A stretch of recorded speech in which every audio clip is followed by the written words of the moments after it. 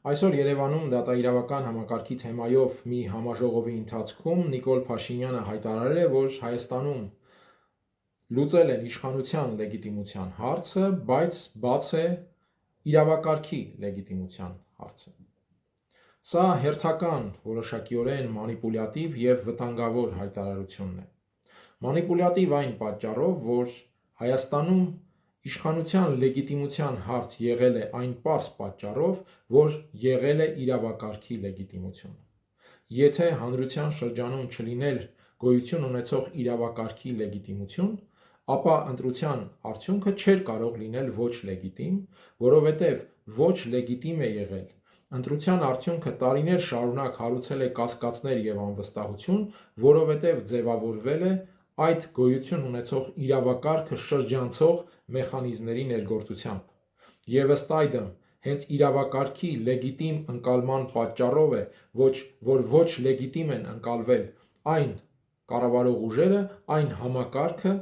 որի պայմաններում իրականացվել են ընտրությունները և որի արդյունքը հասարակությունը հենց այդ պատճառով համարել է անվստահելի։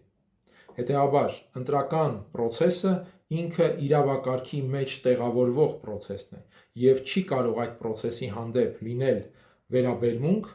և առավել ևս ոչ լեգիտիմ գնահատական, եթե չկա հիմքը լեգիտիմ իրավակարգը։ Ընդհանուր առմամբ իրավակարգի լեգիտիմության խնդիր ունենք, այն կարմիր լույսը, որ վառվում է մեր փողոցներում, իր լեգիտիմության խնդիրն ունի, որովհետև պարզ չէ ով է որոշել, որ լույսը հենց այդպես վառվի։ Որոշման մի աղբյուր կա՝ ժողովուրդը, իսկ ժողովուրդը չի համարում, որ ինքը դա որոշել է։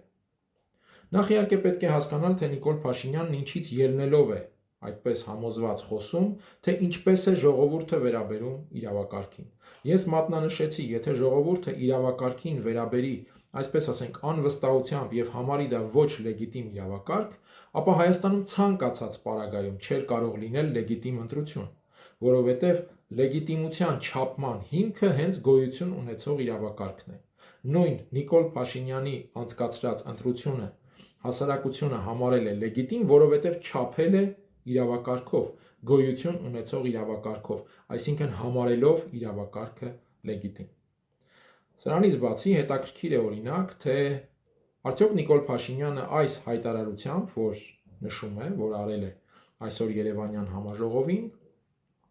կդիմի նաև բոլոր վարորդներին, որպեսզի նրանք դատարաններում վիճարկեն կարմիր լույսի տակով անցնելու պարագայում իրենց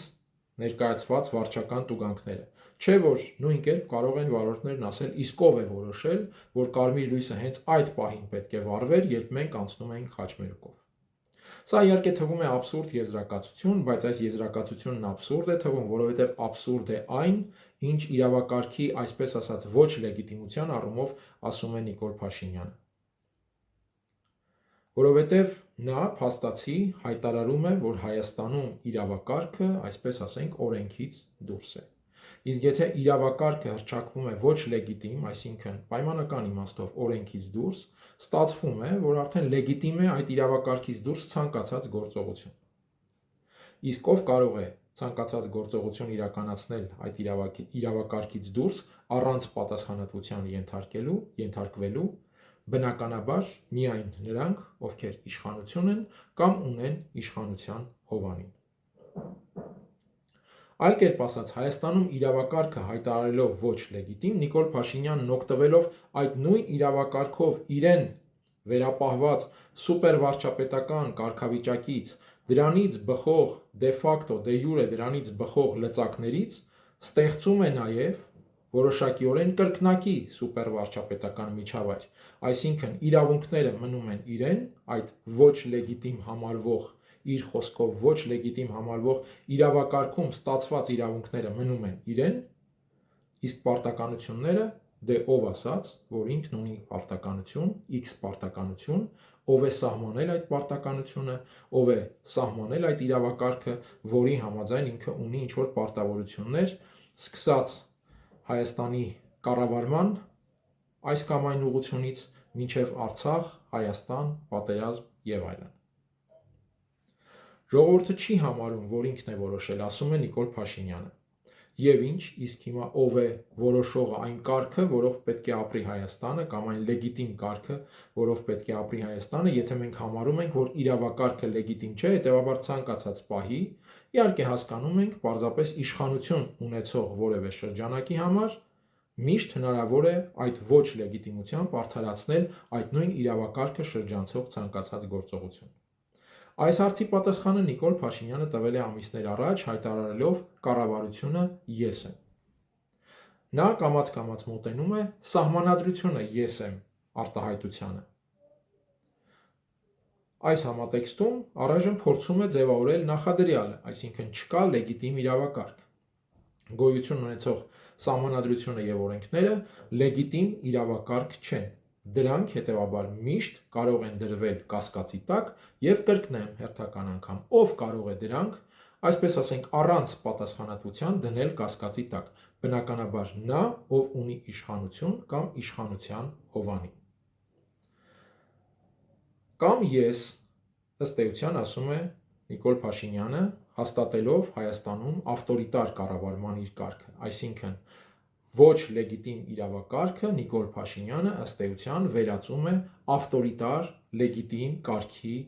նախադրյալի, այսինքն փորձ է արվում ձևավորել ավտորիտար կարգը եւ դրա, այսպես ասած, լեգիտիմ միջավայրը։ Ի վերջո, այստեղ է նաեւ այդ մոդելային ձևավորումը։ Ես, այսինքն իշխանությունը լեգիտիմ եմ, իսկ իրավակարգը լեգիտիմ չէ։ Հետեւաբար գոյություն ունեցող կարգի առնչությամբ լեգիտիմ է այն, ինչը ես կհամարեմ լեգիտիմ, եւ ոչ լեգիտիմ է այն, ինչը ես չեմ համարի լեգիտիմ։ Սա է Նիկոլ Փաշինյանի ներկայացրած բանաձևի կամ այսպես ասած փիլիսոփայության խոսույթի տրամաբանությունը։ Իսկ մենք տեսնում ենք, որ Փաշինյանն այս խոսույթը նաեւ վարքագծի ձևով առաջ է մղում հետևողականորեն։ Սա տեսնում ենք եկեղեցու շուրջ ստեղծված իրավիճակի առումով, եւ սա տեսնում ենք ընդհանրապես կառավարության գործունեության առումով։ Այդ թվում 2021 թվականին ներկայացված կառավարության ծրագրի, որի արմատապես հակառակ պատկերն է այսօր կառավարման այդ հնգամյա շրջանի հանրագումարում, որ ներկայացնում է Փաշինյանը։ Բնական է, այս պատկերից բխող պատասխանատվությունը շրջանցելու համար պետք է այդ պատասխանատվությունը սահմանող իրավակարգը համարվի ոչ լեգիտիմ։ Իհարկե այստեղ կա մեկ այլ հարց, այն է, թե արդյոք Նիկոլ Փաշինյանն է որոշում այդ կարգը եւ դրանով փոխարինում, այսպես ասենք, իրավակարգը կամ սահմանում իրավակարգի պարականոն նորմերը եւ հասկացությունները, թե օրինակ Իլհամ Ալիևը, որը վերջին 3-4 տարիներին պարզապես թելադրում է խաղաղության պայմանները,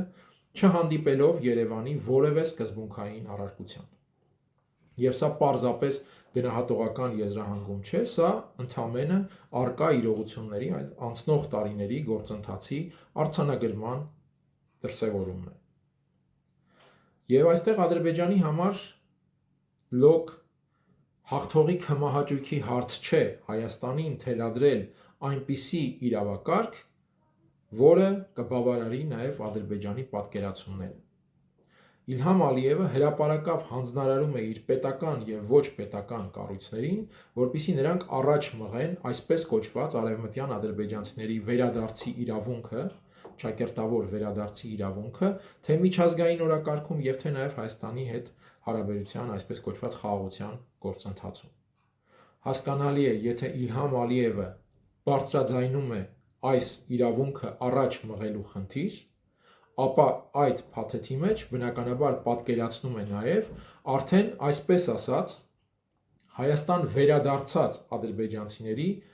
Հայաստանում ապրելու ընթացքում իրավունքների եւ իրավական ինչ-որ սահմանումների հարցը։